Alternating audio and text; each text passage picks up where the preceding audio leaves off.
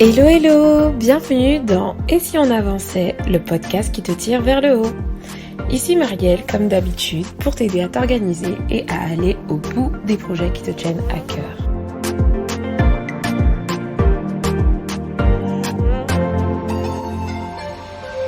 Bonjour à tous, dans cet épisode, on va parler d'un sujet qui est hyper important. La dernière fois, c'était l'autodiscipline. Ensuite, on a parlé un peu de perfectionnisme. Mais aujourd'hui, je veux te parler d'un truc, hyper important. Si tu veux avancer dans tes projets, avancer vers tes objectifs, c'est la création d'objectifs. Qu'est-ce que je raconte? D'habitudes, tout simplement. La mise en place d'habitudes. Pourquoi je veux te parler d'habitude aujourd'hui et pourquoi aussi j'insiste sur le fait que ce soit hyper important. Il y a une citation pas mal qui dit tout simplement que la motivation est ce qui te fait commencer et l'habitude c'est ce qui te fait continuer. Et c'est sur ça que je veux insister pour ce podcast. C'est sur ça que je veux insister. En fait, quand tu commences un projet ou que tu te lances dans un défi, un challenge, voilà, un objectif personnel, peu importe lequel, tu t'as un certain capital de motivation. Généralement, il est même très élevé au début.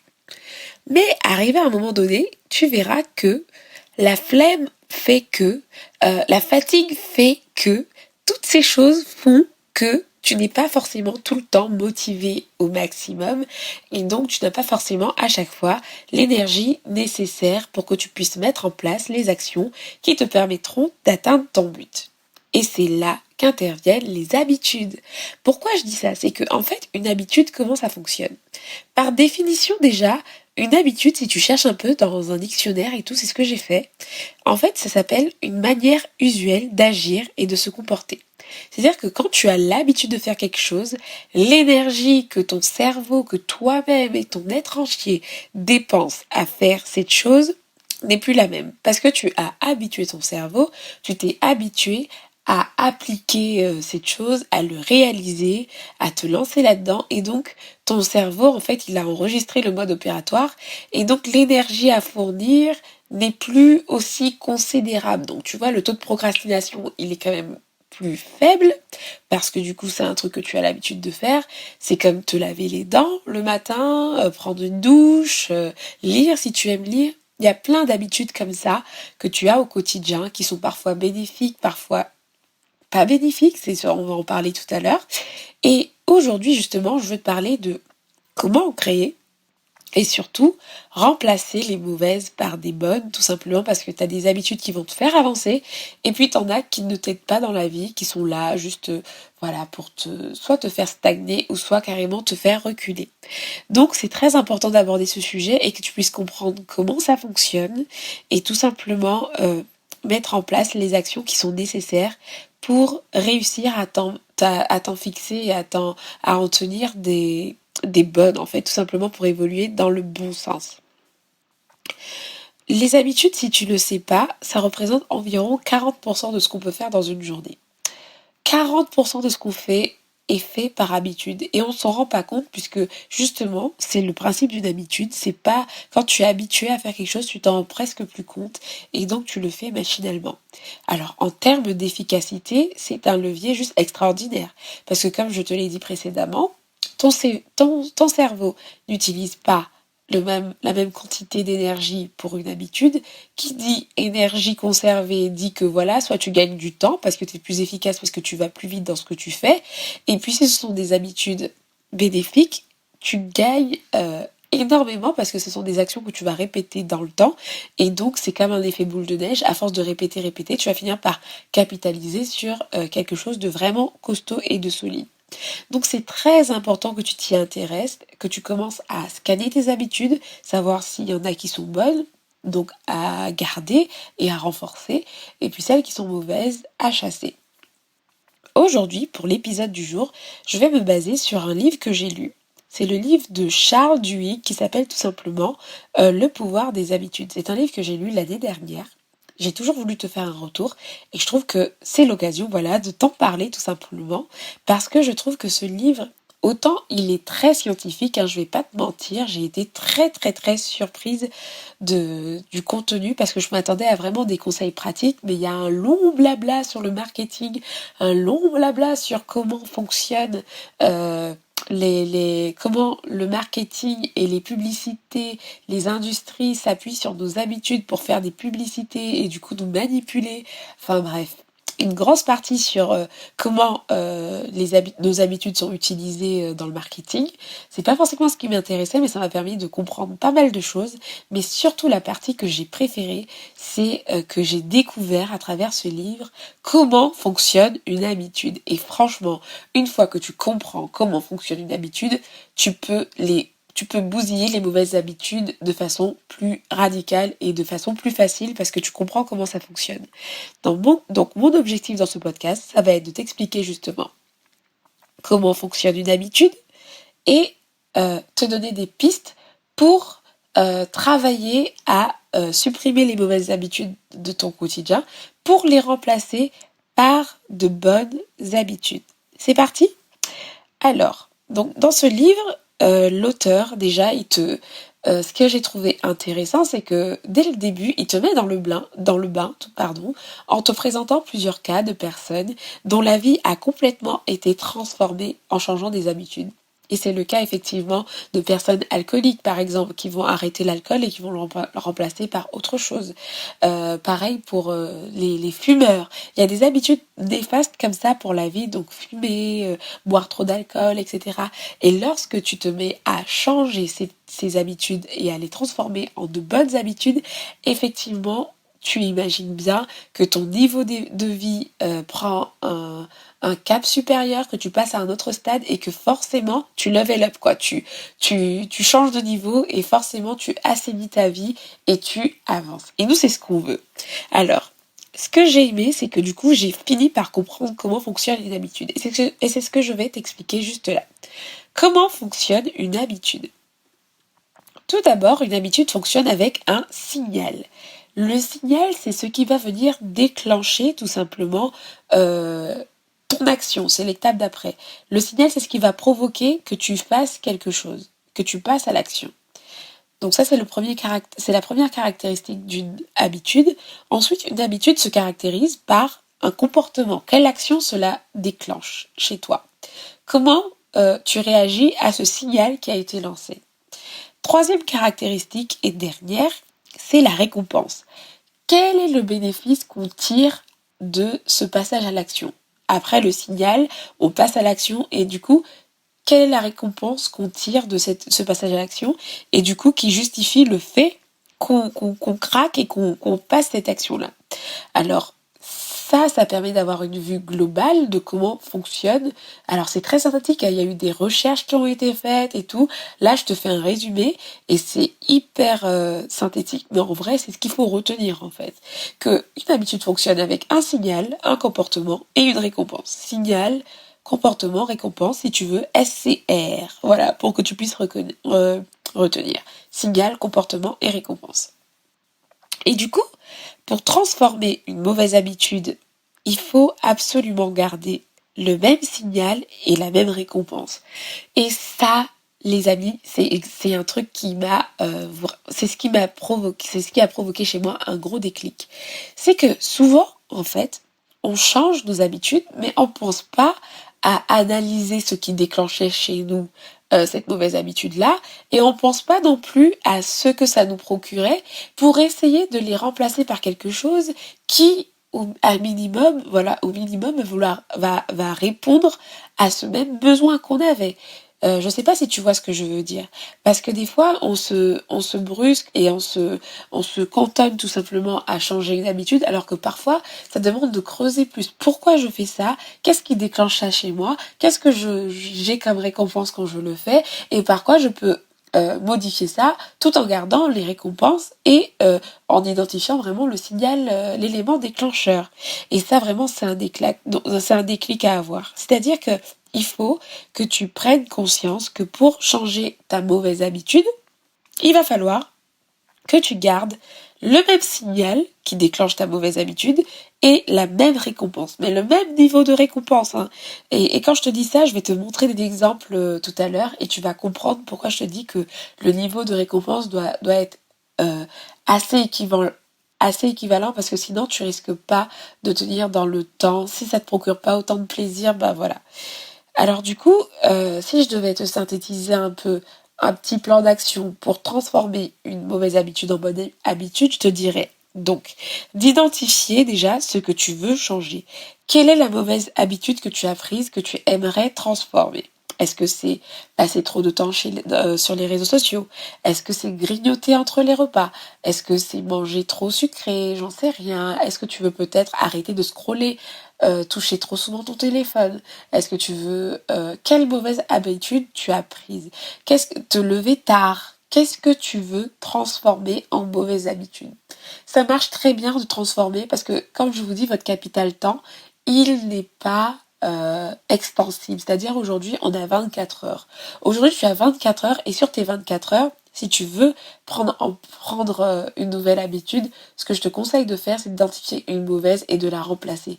Comme ça, au moins, tu es sûr de pas perdre du temps. En fait, tu te rajoutes pas quelque chose, tu vas vouloir, si t'es dans un cercle vertueux, tu vas enlever quelque chose qui ne fonctionne pas pour le remplacer par quelque chose qui marche. Donc, avant de te lancer dans quelconque nouvelle démarche de mise en place de nouvelles habitudes, définis ce que tu veux changer. Est-ce que c'est parce que tu grignotes? Est-ce que c'est parce que tu passes trop de temps sur les réseaux sociaux? Je ne sais pas quel est ton problème aujourd'hui, mais identifie ton problème et l'habitude que tu veux changer.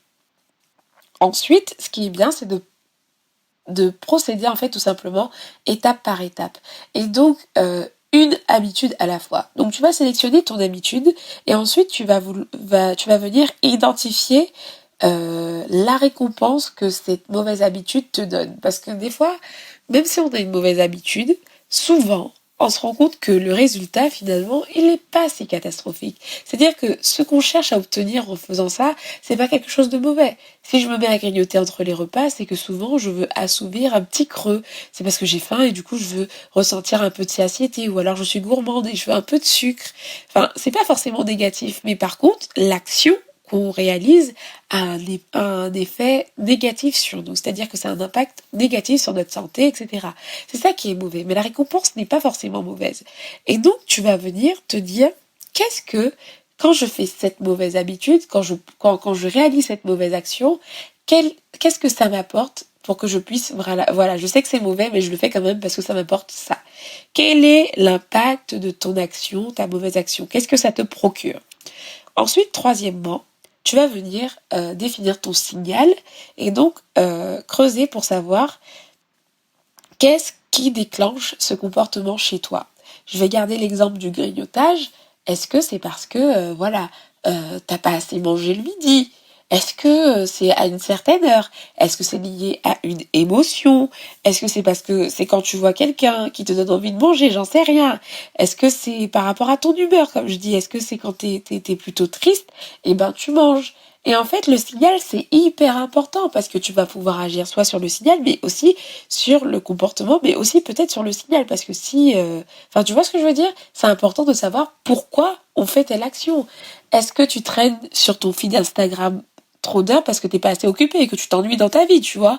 Et il faut que tu comprennes pourquoi tu as ces mauvaises habitudes. Qu'est-ce que tu cherches à assouvir quand tu fais ça? Qu'est-ce que ça te procure? Et qu'est-ce qui déclenche ton envie de passer à cette mauvaise action. Et quatrièmement, tu vas définir ce que j'appelle un pont entre ton signal et ta récompense. Mais là, je sais que je t'ai peut-être perdu, donc je fais un récap. Premièrement, tu vas identifier la mauvaise habitude à changer. Deuxièmement, tu vas identifier ce qu'elle te procure, cette mauvaise habitude, pour savoir quel est l'élément qui te motive à la faire. Troisièmement, tu vas identifier le signal, qu'est-ce qui déclenche cette mauvaise habitude chez toi. Et quatrièmement, est-ce que qu'est-ce que je raconte? Quatrièmement, tu vas venir définir un nouveau pont. Je t'explique mon nouveau pont.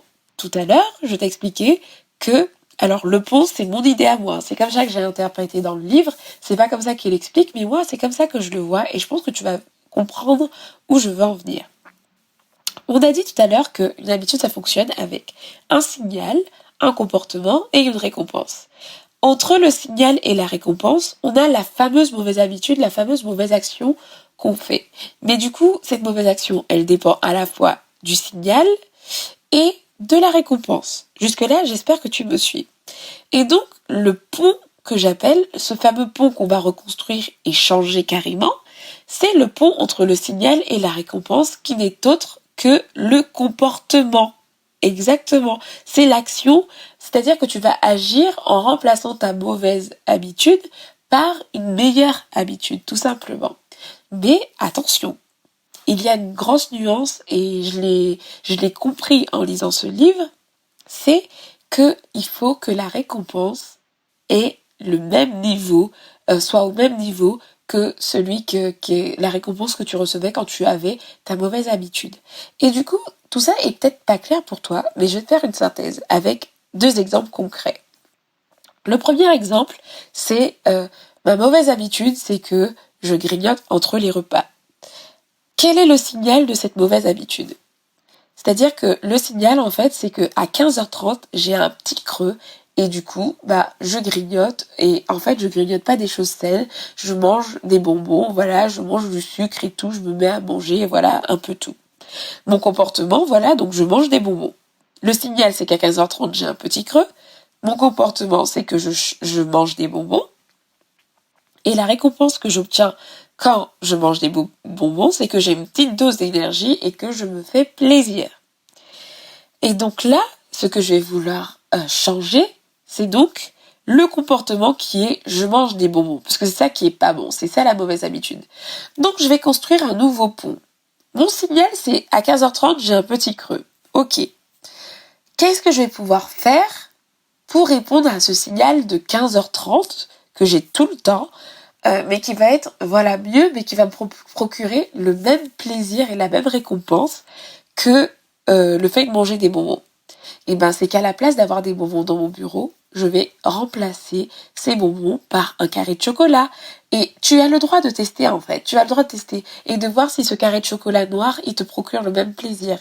Est-ce que tu vas remplacer par un truc sain que tu aimes? Est-ce que tu as un fruit préféré? Un fruit que tu aimes, que tu peux avoir? Une banane, une pomme, j'en sais rien.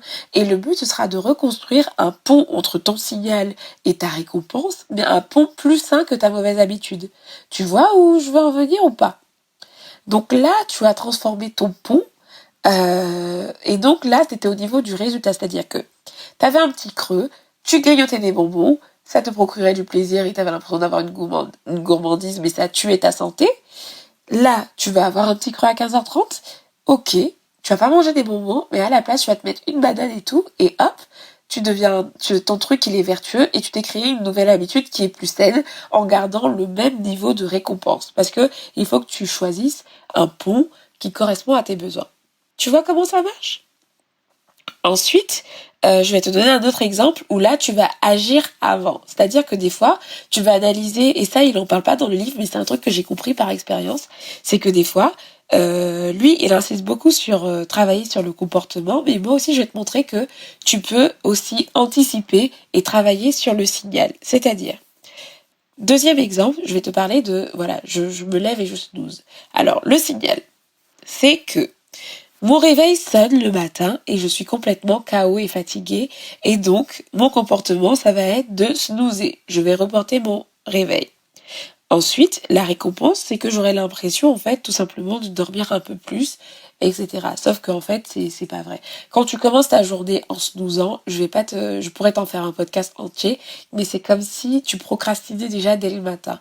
Moi, j'ai eu un gros problème à ce niveau-là. J'y travaille encore parce que j'ai parfois tendance à snoozer pour un rien. Et en fait, j'y travaille et j'ai des résultats. Je te ferai un podcast complet là-dessus si tu veux.